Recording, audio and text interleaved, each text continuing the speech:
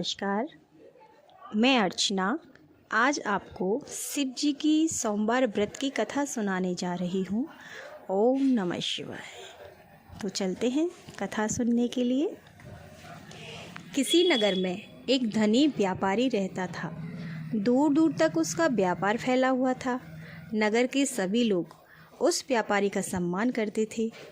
इतना सब कुछ संपन्न होने के बाद भी वह व्यापारी बहुत दुखी था, क्योंकि उसका कोई पुत्र नहीं था, जिस कारण अपने मृत्यु के पश्चात व्यापार के उत्तराधिकारी की चिंता उसे सताती रहती थी। पुत्र प्राप्ति की इच्छा से व्यापारी प्रत्येक सोमवार शिव की व्रत और पूजा किया करता था और शाम के समय शिव मंदिर में जाकर शिव जी के सामने घी का दीपक जलाया करता था। उसकी भक्ति देखकर माँ पार्वती प्रसन्न हो गईं और भगवान शिव से उस व्यापारी की मनोकामना पूर्ण करने का निवेदन किया।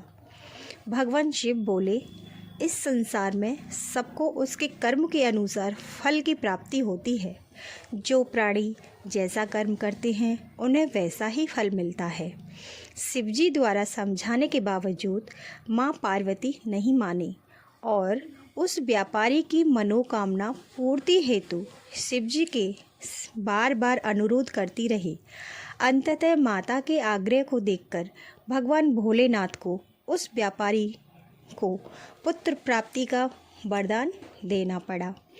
वरदान देने के पश्चात भोलेनाथ माँ पार्वती से बोले, आपके आग्रह पर मैंने पुत्र प्राप्ति का वरदान तो दे दिया है, परंतु इसका यह पुत्र 16 वर्ष से अधिक समय तक जीवित नहीं रहेगा।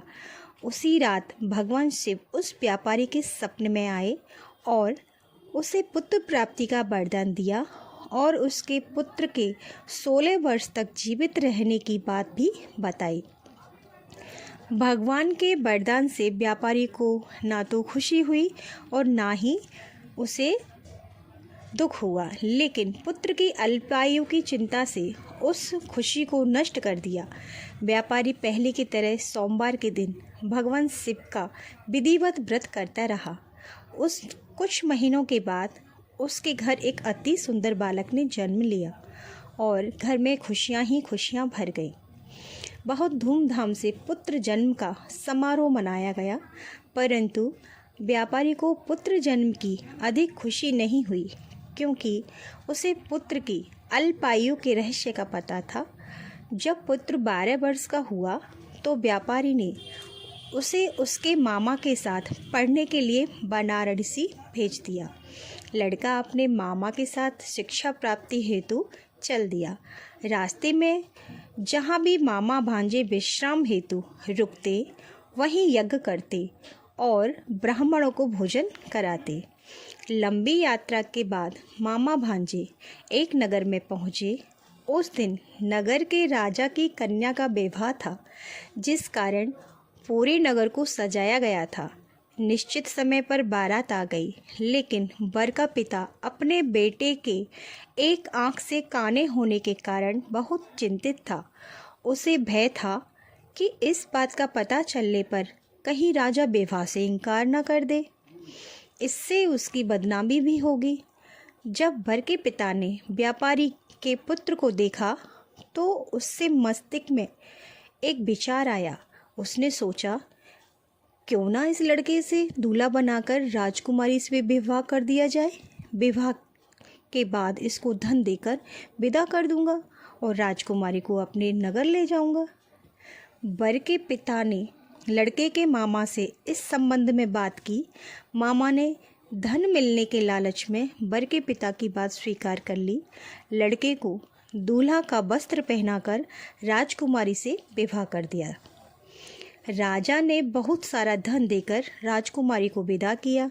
शादी के बाद लड़का जब राजकुमारी के साथ लौट रहा था तो वह सच नहीं छुपा सका और उसने राजकुमारी की ओढ़नी पर लिख दिया, राजकुमारी, तुम्हारा विवाह मेरे साथ हुआ था। मैं तो बनारसी पढ़ने के लिए जा रहा हूँ और अब तुम्हें जिस नवयुवक की पत्नी बनना पड़ेगा वह एक आँख से काना है। जब राजकुमारी ने अपनी ओढ़नी पर ये सब लिखा हुआ पढ़ा तो उसने काने लड़के के साथ जाने से इनकार कर दिया। राजा को जब ये सारी बातें पता लगी तो उसने राजकुमारी को महल में ही रख लिया। उधर लड़का अपने मामा के साथ वाराणसी पहुंच गया और गुरुकुल में पढ़ना शुरू किया। जब उसकी आयु 16 वर्ष की हो गई तो उसने यज्ञ किया।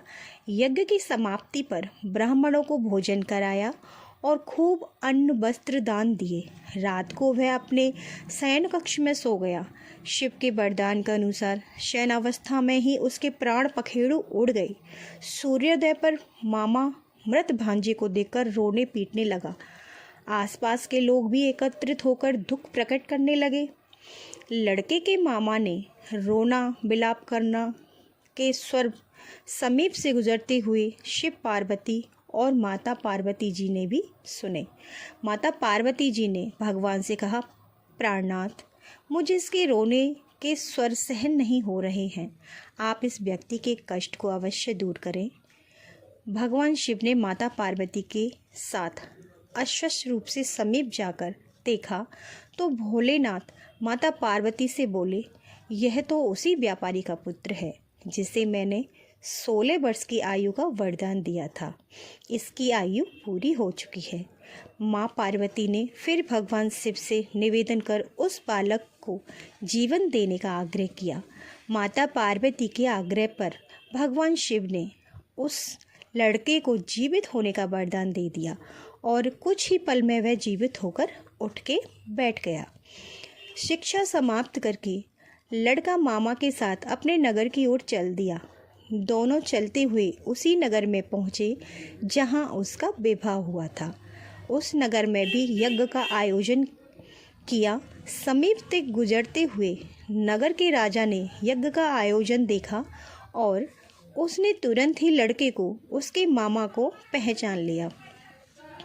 यज्ञ के समाप्त होने पर राजा मामा और लड़के को महल में ले गया और कुछ दिन उन्हें महल में रखकर खूब सा धन वस्त्र आदि देकर राजकुमारी के साथ विदा कर दिया।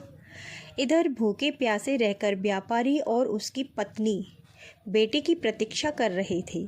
उन्होंने प्रतिज्ञा रखी थी कि यदि उन्हें अपने बेटे की मृत्यु का समाचार मिला तो दोनों अपने प्राण त्याग देंगी। परंतु जैसे ही उसने बेटे के जीवित वापस लौटने का समाचार सुना तो वह प्रसन्न हुआ। वह अपनी पत्नी और मित्रों के साथ नगर के द्वार पर पहुंचा। अपने बेटे के विवाह का समाचार सुनकर पुत्रवधू राजकुमारी को देखकर उसकी खुशी का ठिकाना ना रहा। उसी रात भगवान शिव ने व्यापारी के सपने में आकर कहा, हे सृष्टि, मैंने तेरे सोमवार के व्रत करने और व्रत कथा सुनने से प्रसन्न होकर तेरे पुत्र को लंबी आयु प्रदान की है। पुत्र की लंबी आयु जानकर व्यापारी बहुत प्रसन्न हुआ। शिव भक्त होने तथा सोमवार का व्रत करने से व्यापारी की सभी मनोकामनाएं पूर्ण हुई। इसी प्रकार जो भक्त सोमवार का विधिवत व्रत करते हैं और व्रत कथा सुनते हैं, व्रत कथा दूसरों को सुनाते हैं, उनकी सारी इच्छाएं पूर्ण होती हैं। जय हो शिव शंकर की। श्री शिव शंकर भोलेनाथ की जय। ये थी सोमवार व्रत कथा जो कि शिव जी की मैंने आपको सुनाई। ऐसी ही इन्फॉर्मेटिव कथाएं और भी लाती रहूँगी, तो आप मेरे चैनल पर बने रहिए। मेरा चैनल है भक्ति ज्योति। फिर मिलते हैं नई धार्मिक कथाओं के साथ। तब तक के लिए नमस्कार। जय श्री श्याम।